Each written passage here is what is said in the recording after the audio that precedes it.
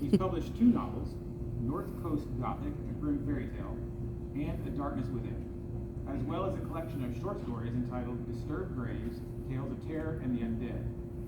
He's had several short stories and poetry published in both print and online magazines. Additionally, he has a master's and bachelor's degrees in English literature and has published critical scholarly work on H.P. Lovecraft, weird fiction, and modernism.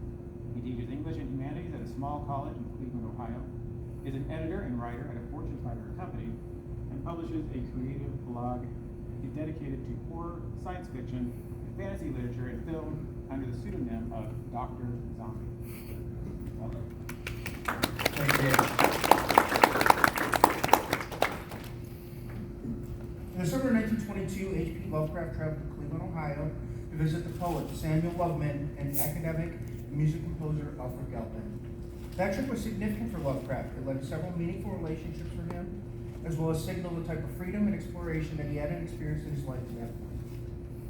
Through his letters to his aunt, Lillian Clark, he seemed almost exuberant about his time there, and certainly safe to assume that Cleveland left an impression on him. However, often overlooked in critical analysis of Lovecraft's work is the echoes of that trip that would later serve as an unexplored or unrealized source for the narrative backstory of The Shadow over Innsmouth. In the summer of 1922, Lovecraft boarded the Lakeshore Limited on Saturday, July 29th, and soon found himself whirling up the Hudson amidst resplendent Palisades and Catskills. In a letter that he wrote on August 4th, 1922 to his Aunt Lillian Clark, he noted that after spending the night in a sleeping car, he woke the next morning to the landscape of Ohio, which he described as, quote, quite unlike and inferior to New England, with vast level stretches, sparser vegetation and foliage, and different types of architecture.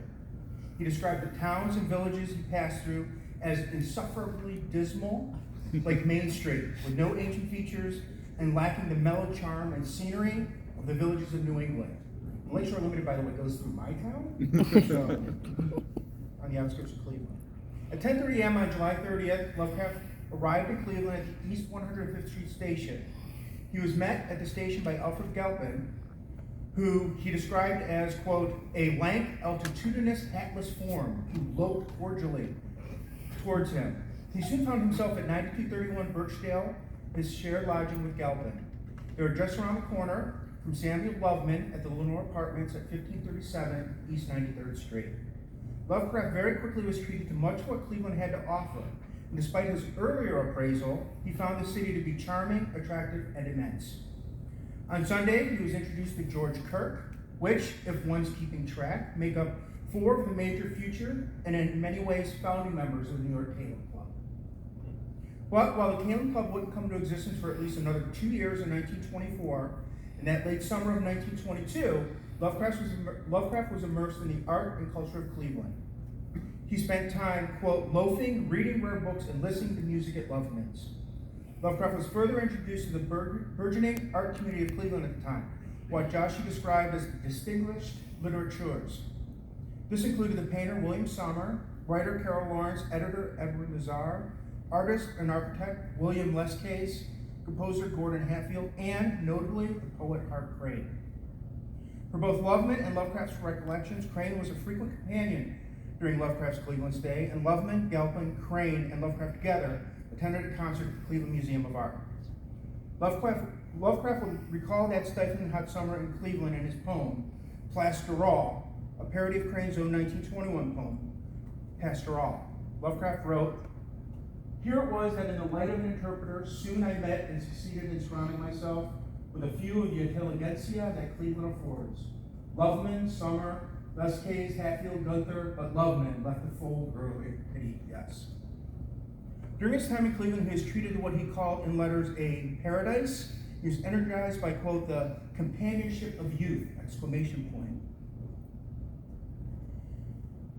He spent time at two of Cleveland's most popular bookstores, Eglin's on East 9th, which is where Loveman worked, and Laukoff's at 646 Euclid Avenue in the Taylor Arcade, which was a frequent personal haunt of both Hart Crane and Langston Hughes. He went to a movie in what had to have been the recently opened Allen Theater, the only major theater at that time, in Cleveland specifically designed for silent films. Interestingly, 1922 was also the year that F.W. Murnau's silent film Nosferatu came out, And there's no record of what movie they saw, but I think it would be kind of cool if it was a rip-off of Dracula. Lovecraft also spent time reading at Rockefeller Park, which was down the hill from where he was staying. Rockefeller Park was part of the John D. Rockefeller estate and was deeded to the city of Cleveland in April of 1897 for the purpose of building a park. Lovecraft went native, and in emulation of his young compatriots, he relaxed his normally reserved and stodgy New England dress habits, writing, quote, "I went vestless, hatless, soft-collared, and belted, ambling like a boy of 20. All in all, Lovecraft described himself in Cleveland as, quote, altogether free from melancholy, positively cheerful, in fact. What I need in order to be cheerful is the constant company of youthful and congenial literary persons." He spent a little over 2 weeks, 17 days in Cleveland, and left on August 15th to return to New York. So what does a week and a half stay in Cleveland, Ohio in 1922 have to do with The Shadow over Innsmouth? Written nearly a decade later in 1931. Other scholarship has looked at the literary sources for The Shadow over Innsmouth, like Chambers' The Harbor Master and Cobb's Fishhead, or H.G. Wells' In the Abyss. Additionally, others have explored the obvious ways in which The Shadow over Innsmouth explores the more personal biases of Lovecraft and how, at its heart, it is a story about race and sex in the early 20th century. It was also, as Lovecraft's letters revealed at the time he was writing The Shadow over Innsmouth, an experiment and an attempt to write something more saleable to the pulps of the period, specifically weird tales or strange tales. It is without a doubt the most action-oriented of his tales. When looking at Lovecraft's stories, especially in The Shadow over Innsmouth and his later Cthulhu Mythos stories, it's important to remember that he was working in a shared universe and encouraged his friends and fellow writers to add to and play in the same universe. One of the wonders of Lovecraft's work is that he built a fictional world, mythology, and artifacts in a sort of weird fictional sandbox that he actively encouraged his fellow writers to use and contribute to. He was not the first writer to use fictional places, see Thomas Hardy's Wessex, for example, but he did it while building up a coterie of friends and fellow weird writers and allowing them to expand and build on his own imaginary world. And additionally, Lovecraft and his friends created characters based on one another. Examples of this include Lovecraft's creation of the fictional author of the mythos tome Cultes de Gaulle, the Comte de Erlet, which was actually a bastardization of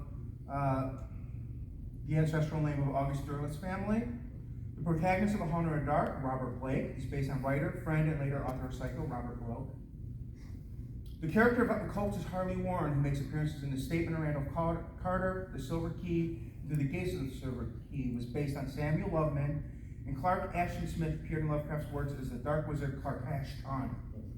The depth of the sharing of characters and mythos, what Joseph A. Leslie refers to as contributive narrative, ran deep and reflected the ways in which Lovecraft encouraged others to share in and add to his work.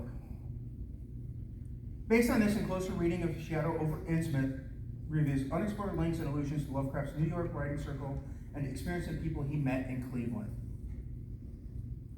For instance, interestingly, and like many of his other stories, we have much more insight into Lovecraft's revision process than any other story, as there is an earlier discarded version of The Shadow over Innsmouth.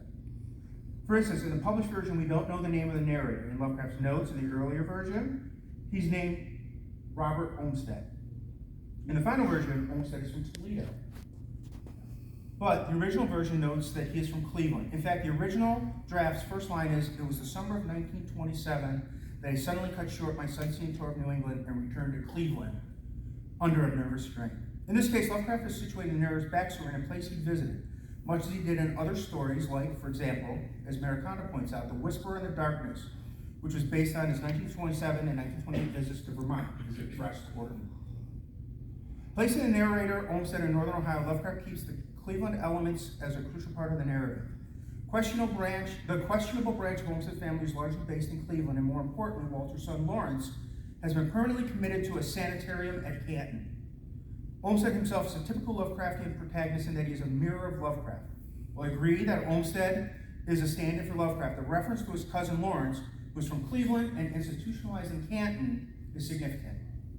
This character Murray's ties to Lovecraft's time in Cleveland and later to the Calum Club member George Kirk, who Lovecraft first met in Cleveland in 1922. Kirk and Lovecraft's later relationship while in New York is excellently chronicled through both Lovecraft's letters and Kirk's letters to his then fiancée Lucille Dvorak back in Cleveland. Needless to say, they were very close. Lovecraft knew Kirk knew Kirk, and as it applies to Shadow over Innsmouth, he knew that Kirk was originally from Akron, Ohio. He says as much when he confirmed it in a poem to George Willard Kirk, gentleman of Chelsea Village in New York, upon his birthday, November 25th, 1925. To throne Apollo in a twice-born land and find skilled Kirk of lettered knights ahead by Akron mother and Cleveland bred. Knowing that Kirk was from Akron, the placing of Lawrence in the Shadow over Innsmouth in a Canton madhouse is telling. Akron is a city, is the 5th largest city in Ohio today, and it is roughly 40 miles south of Cleveland. However, roughly 10 miles from Akron is the city of Canton. And as they're so close to one another, most native northern Ohioans refer to the two cities collectively as Akron and Canton. Canton, I said it right, Cleveland accent. Lovecraft's placing the Innsmouth tainted cousin in a Canton insane asylum so close to Akron is a veiled reference to Kirk. Also, this is not the first reference to Kirk we see in Lovecraft's stories. Kirk's Chelsea bookshop at 317 West 14th Street in Manhattan is also the setting for Lovecraft's 1926 story Cool Air.